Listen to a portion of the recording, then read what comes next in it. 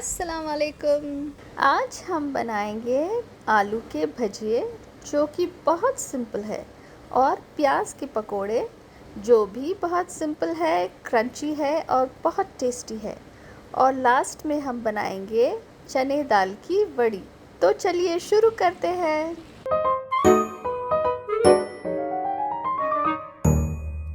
हमने यहाँ लिए हैं 5 मीडियम साइज़ के प्याज और उसे ऐसे स्लाइस में कट कर लिए हैं, और वो बहुत पतले होने चाहिए, ज़्यादा मोटे नहीं।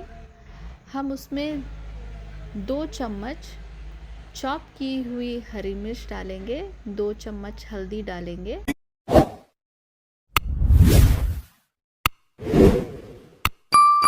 1 टीस्पून नमक डालेंगे, चॉप किए हुए कोथिमीर। आप नमक टेस्ट के हिसाब से डाल दीजिए। हमने 1 चम्मच साबित धनिया भी लिया है, जिससे क्रंची टेस्ट आता है और बहुत मज़े के लगते हैं पकोड़े। अब हम इन सारी चीज़ों को अच्छे से मिक्स कर लेंगे और फिर हम आगे का प्रोसेस करेंगे। और साथ ही में हम बेसन भी डालेंगे। तो आप इसे अच्छे से मिला लीजिए पहले, और फिर बेसन डालिए। बेसन डालने के बाद और अच्छे से मिलाइए। मिलाकर आपको ज़्यादा देर इसे रखना नहीं है, क्योंकि प्याज पानी छोड़ता है तो और पतला हो जाएगा। और 1/4 स्पून हम सोडा डालेंगे। जैसे ही तेल गरम हो जाए, आपने इसे मिक्स करना चालू करना है, मिक्स करके छोड़ना नहीं है। यहाँ हमने लिया है 2 छोटे बोल बेसन के, और आपके प्याज कितने बड़े हैं इस पे डिपेंड करता है कि आपको कितने बेसन की ज़रूरत पड़ेगी। तो आप उसे इस तरह से हाथ में लेकर डाल दीजिए तेल में। ये तेल गरम होने के बाद सिम पे रख के करना है, फास्ट पे नहीं, नहीं तो जल जाएगा। और सब डाल देने के बाद फास्ट करना है आपको। ज़रूरत पड़ने पर आप फ्लेम कम ज़्यादा कर सकते हैं। तो आपको इसे कोई शेप नहीं देना है, बस ऐसे ही डालते जाना है। ऐसे ही अच्छे लगते हैं ये। और फिर एक तरफ पक जाने के बाद फिर उसे पलटा देना है, दूसरी तरफ से भी अच्छे से पकाना है। और फिर पक जाने के बाद आप ये सारे निकाल देंगे। इसी तरह से आप हर बैच फ्राई कर के निकालेंगे। अक्सर लोग भजिए में अजवाइन डालते हैं या तो ज़ीरा डालते हैं, आप वो भी डालकर ट्राई कर सकते हैं। लेकिन हमें साबित धनिया वाला ज़्यादा पसंद है, इसलिए हमने सिर्फ साबित धनिया डाले। तो ऐसे ही करके हमने सारे पकोड़े फ्राई कर लिए। देखिए सारे पकोड़े फ्राई हो गए माशाल्लाह। बहुत टेस्टी, बहुत ज़बरदस्त, इतने क्रिस्पी, इतने क्रंची, बहुत मज़ेदार बने हैं माशाल्लाह। सॉस के साथ और भी मज़ेदार।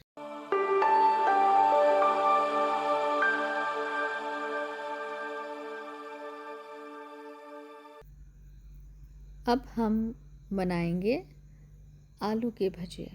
आलू के भजिए बहुत ही सिंपल है। इसमें बस आपको 1 कप बेसन लेना है, उसमें 1 चम्मच हल्दी और आधी चम्मच नमक और आधी चम्मच लाल मिर्च पाउडर, और आपको 1/4 टीस्पून सोडा डालना है, ताकि क्रंची टेस्ट आ जाए उसमें। आपको पानी डालकर इसे अच्छा घोल तैयार करना है, और बहुत अच्छे से मिक्स करना है आपको इसे, ताकि कोई गुठली ना रहे। तो आप हाथ से भी कर सकते हैं या तो विस्कर से भी कर सकते हैं।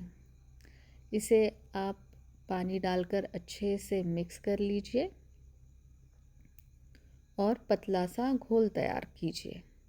एक सा पानी नहीं डालना है आपको, थोड़ा थोड़ा पानी डालकर मिक्स करते जाना है। आप बहुत ज़्यादा पानी एक साथ डाल देंगे तो गुठली बनने का डर होता है, इसलिए आप थोड़ा थोड़ा पानी डालकर उसे मिक्स करते जाइए। तो इस तरह से आप मिक्स करते जाएंगे तो आपका एक अच्छा टेक्सचर तैयार हो जाएगा। तो आपको कंसिस्टेंसी जो है रनिंग कंसिस्टेंसी होनी चाहिए, एकदम थिक बैटर नहीं बनाना है आपको। तो अगर आप स्पून से उठाएंगे तो उसे फ्लो होना चाहिए नीचे, ना कि जम के बैठना चाहिए। इस तरीके की कंसिस्टेंसी होंगी तो फिर आपके आलू के भजे बहुत क्रिस्पी और बहुत टेस्टी बनेंगे। तो आप इस तरह से बनाकर आप चम्मच से उठाकर देखिए या विस्कर से उठाकर देखिए कि उसकी कंसिस्टेंसी कैसी है। और फिर हमने यहाँ 2 बड़े साइज़ के आलू लिए हैं और उसे अच्छे से पतले पतले स्लाइस में कट कर लिया है। और अब हम एक एक स्लाइस को इसमें डिप करके हम ऑयल में डालकर फ्राई करेंगे। और उसे ज़्यादा फ्राई नहीं करना है, बस उसको थोड़ा गोल्डन होने तक फ्राई करना है। एक तरफ से वो फ्राई हो गया, फिर दूसरी तरफ से भी फ्राई करना है और फिर उसे निकाल देना है। इस तरह से आप सारे आलू के स्लाइस को बैटर में डालकर फ्राई कर लीजिए। बहुत आसान है और आलू को भी पानी छूटता है, इसलिए आप स्लाइस बनाकर नहीं रख सकते। आप जैसे ही स्लाइस बनाते हैं आपको तुरंत बैटर में डुबाकर आलू के भजे बना देने हैं।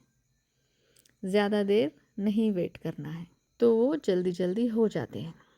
नहीं तो वो पानी छूटने पर बहुत पतला हो जाता है और फिर अच्छा नहीं लगता वो खाने में। आप सारे भजियों को इस तरह से फ्राई करके रेडी कर लीजिए। तो माशाल्लाह देखिए सारे फ्राई हो गए हैं, कितने अच्छे लग रहे हैं सारे, माशाल्लाह।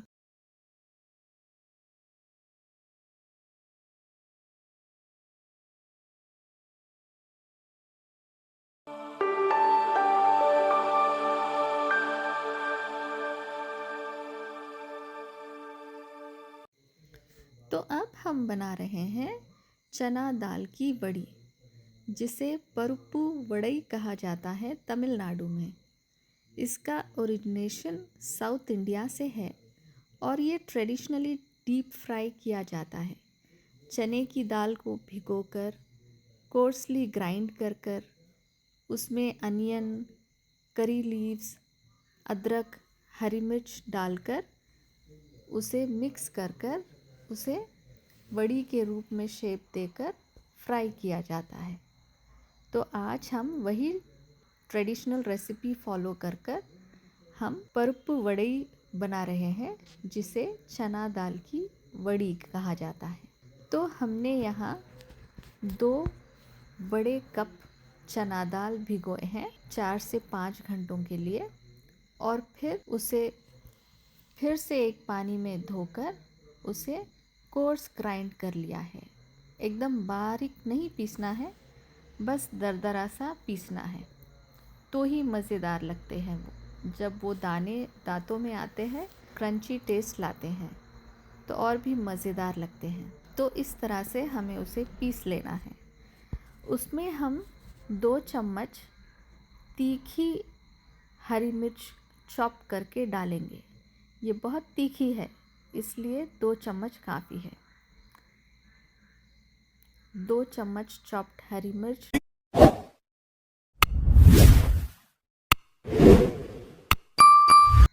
1 चम्मच चॉप किया हुआ अदरक डालेंगे,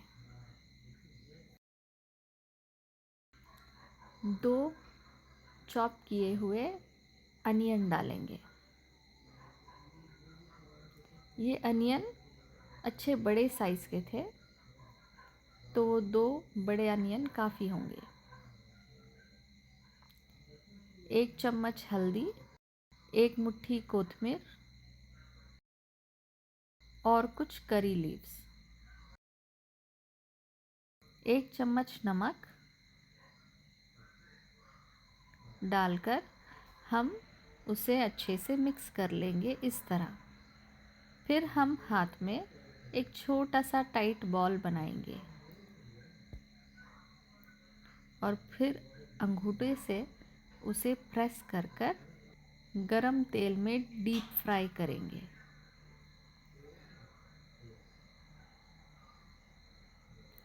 इसी तरह से हमें सारी वड़ी बराबर साइज़ में बनाकर डाल देना है।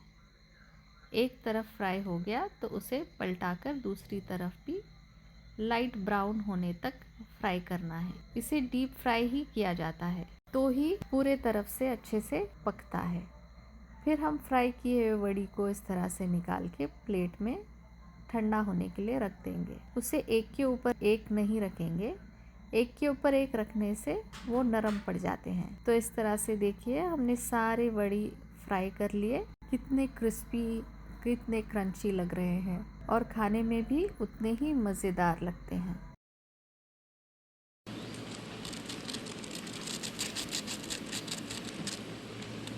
तो आप भी खाइए, एंजॉय कीजिए, लाइक शेयर सब्सक्राइब कीजिए, बेल आइकन को क्लिक कीजिए ताकि हमारे हर वीडियोस आप पहले देख सकें। अस्सलाम वालेकुम।